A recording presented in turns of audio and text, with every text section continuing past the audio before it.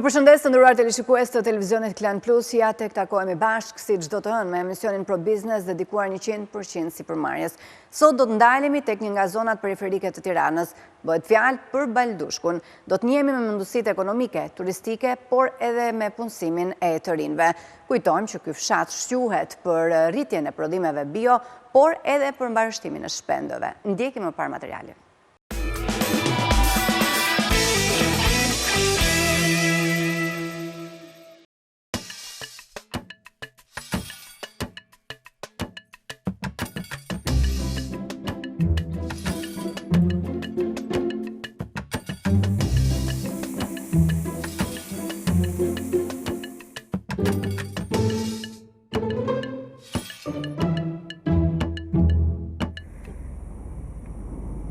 Jemi në Baldushk.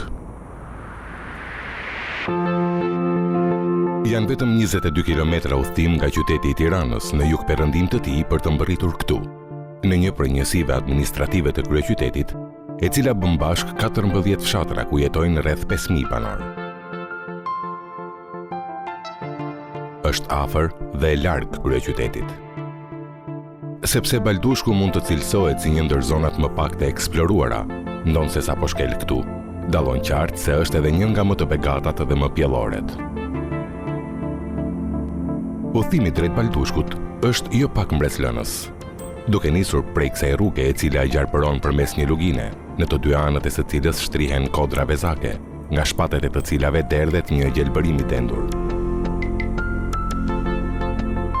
Dhe pranvera është stina ideale për ta shijuar këtë zonë ku natyra ka dhuruar bujarisht gjithçka. Gjelbërimi, aroma e luleve dhe këngët e zogjve të shoqërojnë në çdo hap që hedh këtu.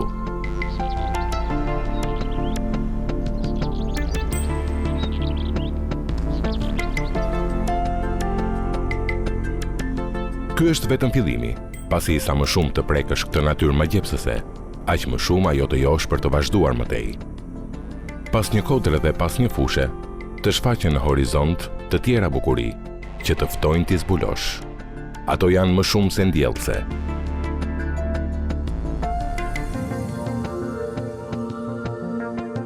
Lumi zhullimës rrëshqet buskodrave derisa bashkohet me lumin erzen. Duket se lumenjt janë një tjetër bekim i kësaj zone, së cilës ja shtojnë hijeshin.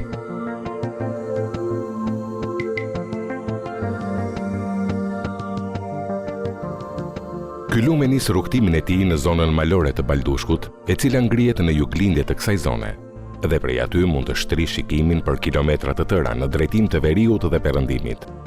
Prej këtyre majave, ujërat e kristalt vërshojnë poshtë në drejtim të luginës, herë të qetë dhe herë në ta të pjeta të forta e të thepisura. Në fshatin e vogël ka kunj, në të cilin nuk numëron dot më shumë se 10 shtëpi, ndodhet edhe një nga gurët më të çmuar të kësaj kurore të gjelbër.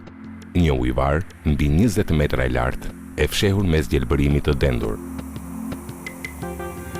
Rrjedha e kësaj ujvare, teksa zbret poshtë duke u përplasur në shkëmbinj, përhap në ajër një pluhur të bardhë, i përbërë nga mijëra pikza ujë, të cilat e mbushin ambientin me freski. Një oazë i vërtet qetësie, që ka mikroklimën e saj.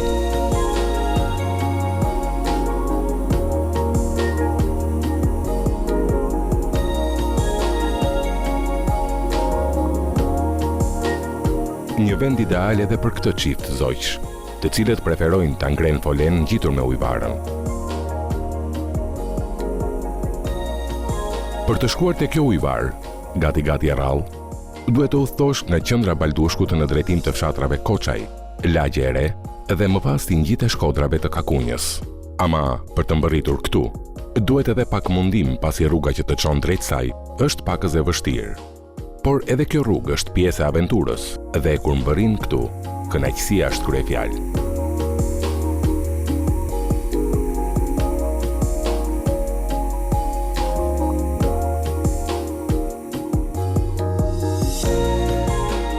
Gjelbërimi në këtë zonë ndjell jo pak. Nga do të hedhësh vështrimin, afër e larg, ndeshesh me pemë, më të shumtat prej tyre dhe që i gjen nga do kodrinave. Janë ato të Mares, Shkozës, Lisit dhe Shqopës. Ndërsa për të veçuar, janë 770 hektar me pisha mesëdhetare, të mbjella para shumë vitesh në këtë zonë. që sot ja shtojnë bukurinë asaj dhe përhapin një aromë të veçantë në ajrin e pastër, për të cilin Baldushku edhe ka nisur të frekuentohet nga kryeqytetasit vitet e fundit. Sa kaq, vendbanimet e fshatrave të Baldushkut janë të përqendruara kryesisht në lagje të vogla rreth skodrave dhe lidhen mes tyre me rrugë të kryqëzuara.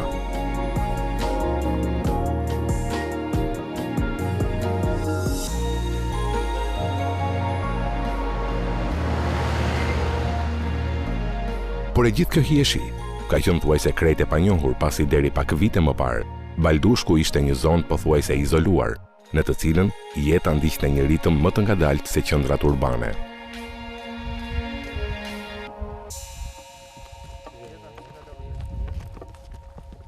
Infrastruktura mungonte tërësisht, ndaj dhe vizitorët thuajse mungonin, ndërsa për vendasit, jetesa këtu ishte një mundim.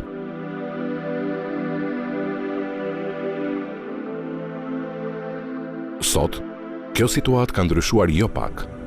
Infrastruktura strukturore ka bërë që kryeqytetasit, për herë në kërkim të momenteve të qetësisë, ta shndërrojnë atë në një destinacion, duke bërë që edhe Baldushku të jetë në hartën e Tiranës së Madhe tani më një zonë për t'u zbuluar. Qendra administrative e zonës së Baldushkut është e populluar nga vetë banorët e zonës thuajse gjatë gjithë kohës. Pjesa tjetër na thonë se ishte krejt e shkretë dhe popullohej veç nga banorët që punonin arave, në stinët e mbjelljeve dhe korjeve. Këtë e pa diktuar mungesa e një ure apo e rrugës automobilistike, e cila e bënte këtë zonë të ishte 4 orë të gjata udhëtimi larg Tiranës. Sot, rruga të çon aty për më pak se 30 minuta.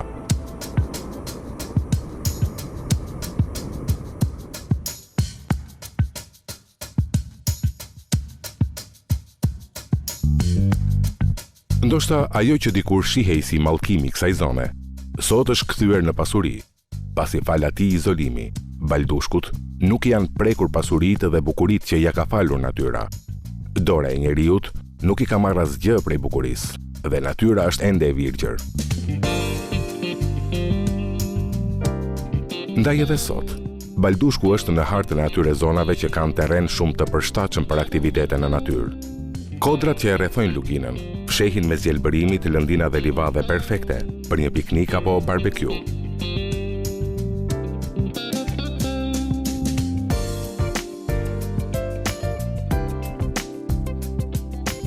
Shtigjet që kalojnë nga kodra në kodër, ndërkohë janë shumë të përshtatshme për ciklizmin malor dhe për shumë sporte apo aktivitete të tjera që bëhen në natyrë.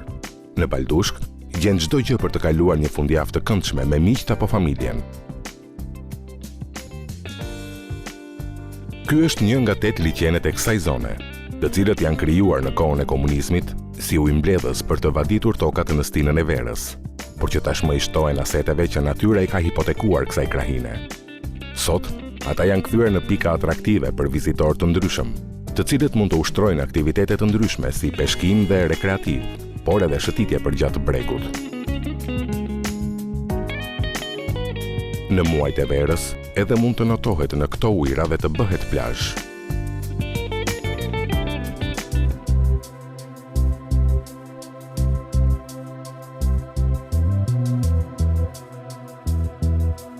Karakteristika e kësaj zone është që ka toka të mrekullueshme, me një kanal kullues që përshkruhet nga lumi mes përmes luginës dhe kullimi është i përsosur.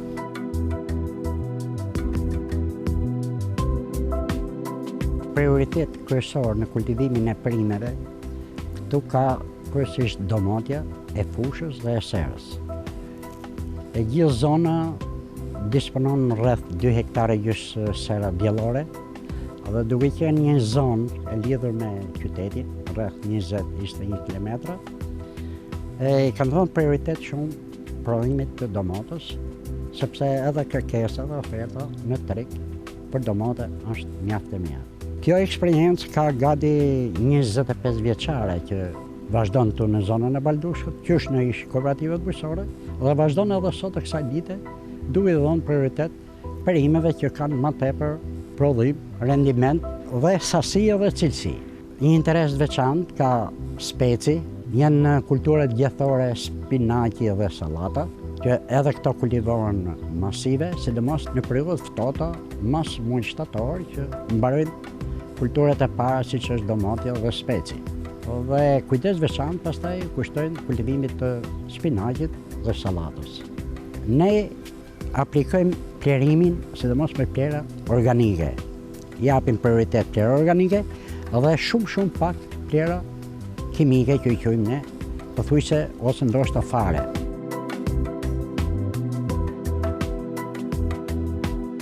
Përveç perimikulturës, zona Baldushkut ka të zhvilluar vreshtari, ka që kultivojnë përsëri pemtari.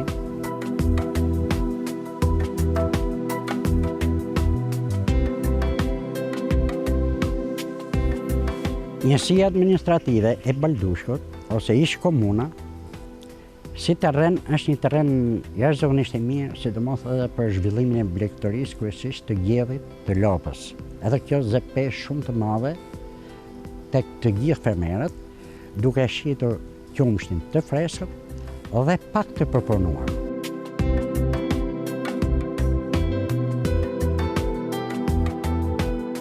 Zona jonë, përveç këtyre që kultivon, eksperiencë shumë vjeçare që ka prodhimi i gjelit detit. Ka një teknologji të veçantë, mishi janë shumë i shijshëm sepse ushqimi që i bëhet gjelit detit është pothuajse 70-80% është natyrale. Kryesisht me leguminoze siç është njonxha dhe koncentrate misri.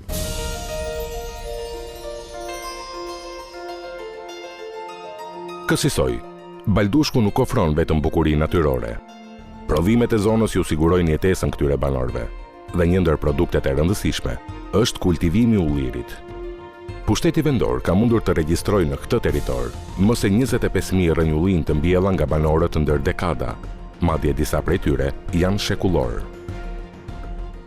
Vaji i ullirit, me cilësi shumë të lartë, është për t'u veçuar.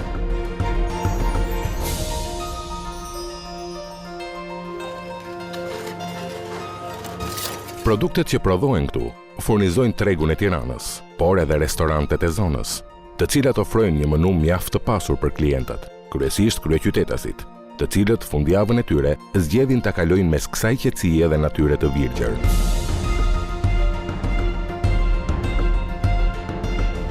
Recetat tradicionale të zonës nuk mungojnë asnjëherë, siç është mishi i pjekur, byreku me lakra të egra, apo qumështuri i cili serviret i pjekur në furrë me tepsi, siç e kanë gatuar ambisat e kësaj zone prej vitesh në kushtet e shtëpisë.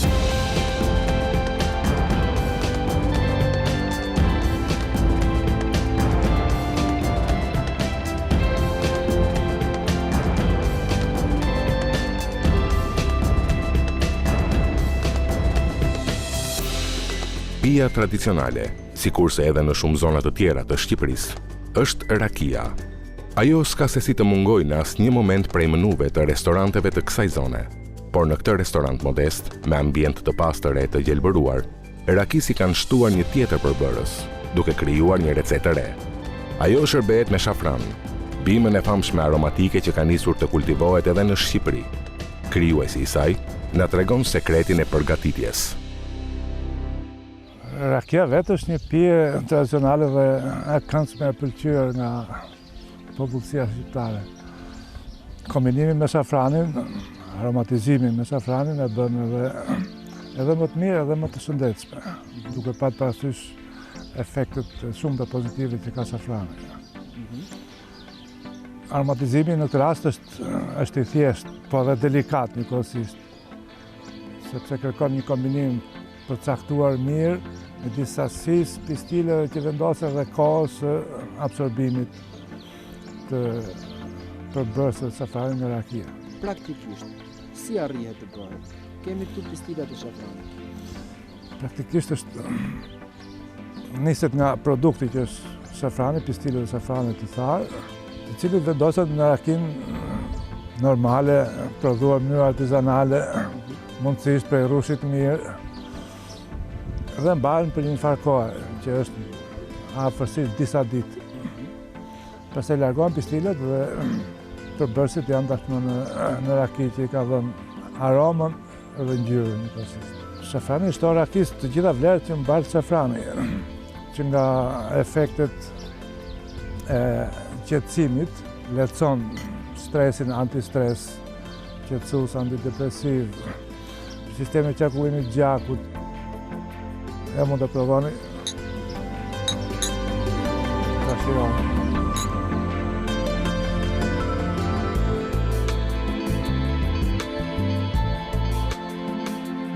Nevoja e banorëve të qytetit për t'u larguar zhurmës dhe ndotjes urbane ka diktuar investime në fushën e turizmit.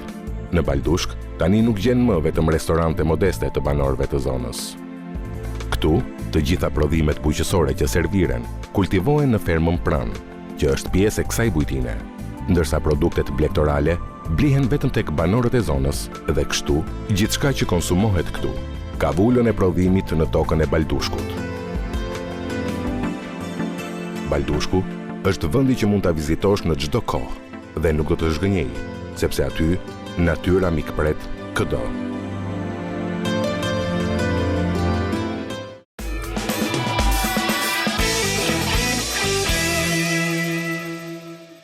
Mirë, jemi rikthyer në studio dhe unë jam me zotin Ilir Bermeta, administratori i njësisë administrative Baldushk. Mirë se erdhët. Mirë se jeta. Atëherë, çfarë kapacitetesh ekonomike ofron zona juaj? Zona e Baldushkut është një zonë e mrekulluar, e cilat Zoti ja ka falur të gjitha, natyrën, peizazhet e të tjerë. Në Baldushk ne sot kemi mbi 10 restorante të cilët kanë prodhime të bijave që shquhen në të gjithë zonat e Tiranës. Kemi 2 bujtina, të cilët janë funksionale në çdo stin të vitit. Njëkohësisht kemi edhe të gjithë banorët marshtojnë gjethin, dhit, lopët, normalisht që merren edhe me prodhimet bujqësore dhe qeçane, ulliri, pemë të tjera frutore, të cilët i shërbejnë të gjithë komunitetit për rritjen e mirëqenies së familjeve. Ju përmendët pak bujtinat. Unë duhet të di si paraqitet turizmi alternativ apo familjar, apo merr zhvillimin e duhur në zonën tuaj? Unë të them nga ditën e ditë turizmi në zonën e Baldushkut po merr një rritje të konsiderueshme. Vetë bujtinat janë lidhur me grupe dhe operatorë të ndryshëm turistik, të cilët çdo ditë më tepër vizitojnë Baldushkut për mrekullinë që ka, për natyrën që ka, për zonat arkeologjike, objektet e kultit, lumi i zhvillimit se cili përshkruan të gjithë njësinë administrative dhe i jep një peizazh tjetër gjithë zonës. Normalisht mos harrojmë edhe ujvarat e Kakunjës dhe të vrapit të cilët çdo banor, çdo qytetar, çdo vizitor mos të largohet pa i vizituar. Ju përmendët pak mundësitë që ofron Baldushku. Punësimi, çfarë mënyrash punësimi ka për të rinjt apo edhe për moshat e tjera, përveç bujqësisë, blegtorisë? Siç të thatë atë përveç bujqësisë dhe përveç të cilët është mënyra parsorë për jetesë në zonën e Baldushkut, për shkak të edhe vetë kushteve gjeologjike që është zona. Normalisht që kemi edhe 2 fabrika, të cilat është fabrika e përpunimit të divanëve, normalisht edhe fabrikat e përpunimit të vajt ullirit dhe të tjera. Sa po ndjehet largimi të rinjve në zonën tuaj dhe a përbën ky një problem? Si çdo zonë e Shqipërisë edhe njësia administrative Baldushkut, se zona e Baldushkut është e prekur nga largimi të rinjve. Por është një lajm mirë, sepse shumë imigrantë të cilët kanë emigruar në vite, por rikthehen në zonat e tyre për të investuar qoftë në agroturizm, qoftë edhe në prodhimet bujqësore, në ndërtimin e serave ose në mbashtrimin e gjethëve. Pra duke se po kthejnë vëmendjen nga bujqësia dhe nga zonat që janë larguar. Por çfarë mund bëhet më tepër, qoftë nga instancat shtetërore apo pushteti vendor për të dhënë një hovë më të madh zonës, një zhvillim edhe turizmit, edhe bujqësisë apo edhe blegtorisë? Realisht janë shumë politika të cilët duhet ndiqen për lehtësimin e turizmit, lehtësimin e investitorëve që vinë të investojnë në Baldushk. Normalisht politikat e Bashkisë Tiranë çdo ditë më tepër përjapin një favor pozitiv në zonën e Baldushkut, siç janë lehtësirat fiskale që kanë akorduar vetë Bashkia e Tiranës në ca fondet veçanta. Normalisht edhe lehtësira i procedurave për ndërtimin e bujtinave, që po jep një risi tjetër zonës Baldushkut. Infrastruktura rrugore si paraqitet? Me projektet që po bëjmë, që adresojmë Bashkisë Tiranës, sepse ka nevojë për ndërhyrje, sidomos janë shumë fshatra të cilat janë lënë në harresë shumë vite, normalisht që duhet një kujdes dhe një nga anët institucioneve përkatëse. Janë gjendje të mirueshme rrugët për t'u lidhur me fshatrat e tjerë? Të mirueshës mund të them, por kanë nevojë për ndërhyrje. Atëherë zoti Bermeta, unë ju falenderoj që ishit në studio me ne. Faleminderit, kënaqësi që vjen ndodhur mirë ashtu.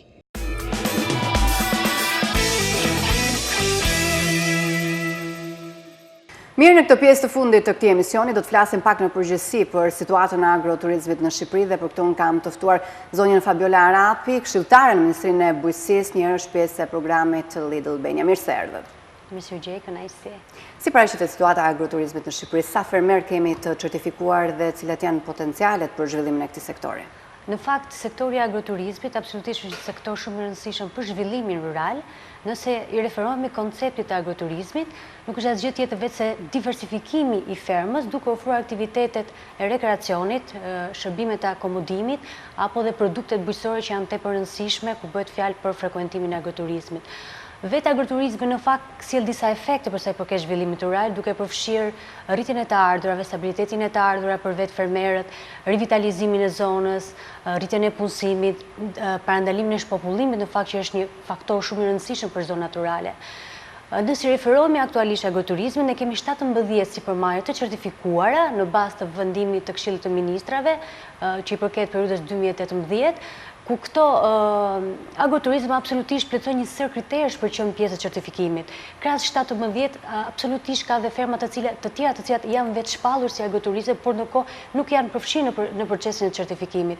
Në këtë kuadër në fakt referuar edhe disa studimeve, përveç se numrit 17 apo 32 ka akoma shumë potenciale të tjera të cilat fermat që aktualisht operojnë në fusha të ndryshme të bujqësisë të kenë potenciale për të shëndëruar në agroturizëm. Disa nga këto kritere mund të jenë të ndryshme, për shembull, përgjithsisht ferma që kanë një masi të vogël apo që drejtohen nga familje, tentojnë të shëndërohen në ferma me profil agroturizëm, apo dhe kriteret të tjera që ka të bëjnë me pjesën e produkteve të origjinës, e tjerë kriteret të cilat padyshim çojnë drejt një potenciali shumë të madh të shëndërrimit të fermave të certifikuar si subjekt agroturizëm. Pra në total, po thoni në Shqipëri, si subjekte agroturizëm të certifikuar, keni vetëm 17? 17 të certifikuar sipas vendimit të Këshillit të Ministrave. Në fakt, ka një perceptim të opinionit publik, duket sikur vitet e fundit po bie trendi i agroturizmit, por në fakt duke u referuar shifrave si jemi në realitet. Absolutisht nuk mendoj se është ky trendi, ndoshta nga pikpamja se si disa njerëz e shikojnë këtë pjesë, por në fakt qeveria ka orientuar shumë mirë këtë pjesë të strategjisë, sepse vetë kjo strategji është në fakt një ingranazh që lëviz dy sektorët, bujqësinë dhe turizmin, dhe absolutisht që ka pasur prioritet referuar edhe skemave të financimit që qeveria ka vënë në dispozicion, duke përfshirë skemat kombëtare, IPARD-in që absolutisht është një skemë shumë e rëndësishme që menaxhohet nga AZBR-ja, një institucion i akredituar nga BE-ja për menaxhimin e fondeve të BE-s, ku vetëm për masën 7, që është një nga masat e akredituara të IPARD-it, janë përthithur rreth 83% të gjithë masës 7 vetëm nga agroturizmi dhe bujtina, gjë që tregon që ka një potencial të jashtëzakonshëm dhe një zhvillim të agroturizmit në këtë sektor. Gjithashtu kjo në fakt është një marrë shumë e rëndësishme, sepse përveç pjesës e investimeve që mbulon 65% të gjithë investimit me një interval 10.000 euro deri në 400.000 euro, unë ftoj në fakt të gjithë fermerët bëjnë pjesë e kësaj mase, sepse absolutisht është një masë shumë e rëndësishme që ndihmonte ato për të zhvilluar qoftë në aspektin e diversifikimit të fermës apo certifikimit më pas edhe si agroturizëm. Të certifikimit doja të ndalesha pak, cilat janë ato kriteret? Për shembull, mund të kemi fermerë të cilët i kanë mundësinë ta zhvillojnë këtë lloj sektori, por nuk janë të informuar se çfarë do të thonë. Absolutisht. Një pjesë fakt e fermerëve nuk e njohin shumë mirë pjesën e certifikimit, kështu që edhe Ministria ka ndërmarrë disa iniciativa për pjesën e ndërgjegjësimit të fermerëve mbi rëndësinë e certifikimit. Ka disa kritere që ti jesh agroturizëm, së pari duhet të ofrosh pjesën e akomodimit, restorantin, ushqimin bio që vetë fermat përgjithsisht ofrojnë, dhe pjesën e rekreacionit. Aktivitetet e rekreacionit janë një element shumë i rëndësishëm që ti të jesh pjesë e certifikimit. Brenda këtyre 3 kritereve bazë, sigurisht që ka dhe kriteret e tjera, nëse bëhet fjalë për akomodimin, sipas vendimit të Këshillit të Ministrave, duhet që një agroturizëm të ketë nga 6 deri në 30 dhoma. Nëse bëhet fjalë për pjesën e prodhimit të produkteve të origjinës, që është një element shumë i rëndësishëm, në fakt, unë doja ta cekja pak si temë, një fermë duhet të prodhoj 30% të produkteve nga vetë ferma, pra duhet t'i ofrojë në restorant nga vetë ferma dhe pjesën tjetër nga produktet lokale të fermerëve të zonës. Apo dhe kriteret të tjera që në fakt janë goxha edhe të detajuar dhe që lehtësisht arritshme nga fermat nëse duan vërtet të jenë pjesë e certifikimit, të përfitojnë nga certifikimi. Në fakt unë do ta prekja goxha këtë pjesën e përfitimit sepse ti je pjesë e certifikimit ke disa përfitime në aspektin rreth parë në aspektin fiskal, sepse ke një reduktim të TVSH-s nga 20% në 5%, më falni, si dhe tatim fitimin më pas nga 15 në 5% që janë fakt lehtësira fiskale shumë të mira për vetë supermarket që certifikohen si agroturizmi. Pra taksat është përfitimi i parë, tjera përfitimi që kanë nga këto lehtësi. Përveç se pjesës fiskale, përveç se pjesës fiskale, ti jesh pjesë e certifikimit, padyshim që ti ke mundësinë të jesh pjesë e një rrjeti, kur bëhet fjalë për rrjetin e agroturizëm, të marrësh pjesë në shumë trajnime, te pjesa e promovimit absolutisht është tepër e rëndësishme që ti certifikohet. Ka goxha pastaj pjesë. Ju prekët pak rolin që luajnë produktet origjinës. Kur thoni produktet origjinës, domethënë duhet që ai fermeri tek ajo ferma e tij të ketë mbjell ato prodhimet bujësore që janë vinë nga farat autoktone tradicionale, apo thjesht arsyeja në fakt ti ketë mbjell ai në serën e tij? Po, arsyeja më kryesore ose motivi më kryesor pse frekuentohet një fermë agroturizmi është pikërisht produktet origjinës. Një vizitor absolutisht është më i predispozuar të paguajë pak më shtrenjtë për këto produktet origjinës që ofrohen nga vetë ferma nëse këto produkte janë jashtë fermës. Është një tregues tepër i rëndësishëm. Gjithashtu produktet origjinës janë ato produkte të cilat prodhohen ose janë në harmoni me prodhimin të vetë kushteve klimaterike, përbërjes së tokës, gjithashtu dhe metodave tradicionale të prodhimit autokton. Kjo është linja ose më saktë përkufizimi më i saktë i produkteve të origjinës. Ne në fakt kemi pasur edhe në kuadër të politikbërjes, është ndërmarrë një hap tepër i rëndësishëm për sa i përket ndërtimit të skemave të cilësisë. Është pikërisht kuadri ligjor që rregullon skemat e cilësisë për produktet e bujqësore ashtu dhe vetë produktet industriale, produktet e ushqimore, dhe ky kuadër ligjor i jep mundësi fermerëve për të promovuar më tepër produktet origjinës, për të bërë pjesë e një tregu evropian, për të përfshirë në mekanizma të cilat i vlerësojnë dhe i rankojnë si produktet e origjinës. Sa të kontrolluara janë edhe këto fermat ku pra ndërtohet agroturizmi më pas? A janë të kontrolluar nga instancat patjetër, në momentin kur një fermë certifikohet, absolutisht ka organe të cilat janë të dedikuar për të vlerësuar të gjithë kriteret që i bën ato të jenë ferma të certifikuar si subjekt agroturizëm. Format e financimit që bën qeveria janë me grante? Janë, ashtu siç përmenda pak më parë, është pjesa e skemave kombëtare, projekteve i PARD, gjithashtu ka dhe donacione të jashtme. Këto përgjithësisht janë format e financimit të cilat ne mbështesim sipërmarrjet e agroturizmit. Aktualisht, cilat qytete ose në cilat zona lulëzon më shumë agroturizmi? Në fakt, nga një studim i fundit është vërë në re që pjesa më e zhvilluar ku ka filluar është pjesa e Durrësit, aty ka më tepër të përqendruara ferma të certifikuara si agroturizëm apo dhe ferma të vetë shpallura. Kështu që mendoj se pjesa e Shkallnurit, e Shijakut, e Pezës ka goxha potenciale, e Baldushkut gjithashtu që edhe ju e përmendët, ka potenciale shumë të mira, qoftë të fermave që janë certifikuar dhe atyre që mund të shndërrohen në bazë të kritereve të përcaktuara edhe nga studime të ndryshme. Vlen për të përmendur fakti që kohët e fundit në fakt është bërë një trend frekuentimi i fermave të certifikuara. Nga një studim, mesatarisht një fermë frekuentohet në javë nga 400 deri 600 vizitor dhe mesatarisht një vizitor shpenzon në një vizitë në fermë 15 euro në ditë. Tregues se si janë tepër të rëndësishme. Tek një fermë në javë ka 400 vizitor? 400 deri në 600 vizitor mesatarisht. Është studimi referuar 17 ferma të certifikuara, si dhe ai shpenzon tek 15 euro le të themi nga një vizitë në fermë. Janë edhe të muaj që i vizitojnë, janë të përfshirë këto në guida? Patjetër, kjo është vlen për të theksuar sepse një pjesë e rëndësishme e këtyre fermave, sidomos këtyre 17 të certifikuara, janë pjesë e guidave dhe operatorëve turistik të cilët operojnë qoftë në vendin tonë apo qoftë jashtë vendit. Në fakt është bërë goxha punë edhe pjesa e promovimit, është pjesë e strategjisë dhe politikave që do të ndjek edhe Ministria e Bujqësisë dhe Zhvillimit Rural, ku do ketë goxha të përfshirë pjesën e komunikimit dhe promovimit të fermave që operojnë në fushën e agroturizmit. Që nga nisja, pati një boom, një zhvillim në fakt agroturizmi në Shqipëri dhe sot është në këtë trendin kam përshtypjen neutral, por nga fillimet deri në sot, cilat janë të mira që ka sjellë si për zonën, impaktin që ka tek zonat të caktuara ku janë ngritur këto subjekte, po ashtu edhe tek fermerët të cilët mbase nuk kanë patur ku të shesin prodhimet e tyre organike, impakti pozitiv që ka dhënë tërësi si në zonën ku operojnë, ashtu edhe në ekonomi. Në fakt po të vëret në të gjitha këto zonat të cilat janë të zhvilluara fermat e agroturizmit, ka një impakt shumë pozitiv në kontekstin e rivitalizimit të zonës, rritjes të numrit të punësuarve, përfshirjen e të rive në agroturizëm, që është një element shumë i rëndësishëm që dhe ne si Ministri Goxha e duam edhe e përqasin shumë këto iniciativa apo këto faktorë që janë tepër të rëndësishëm. Në fakt doja të pyesja për interesin që kanë të rinjt.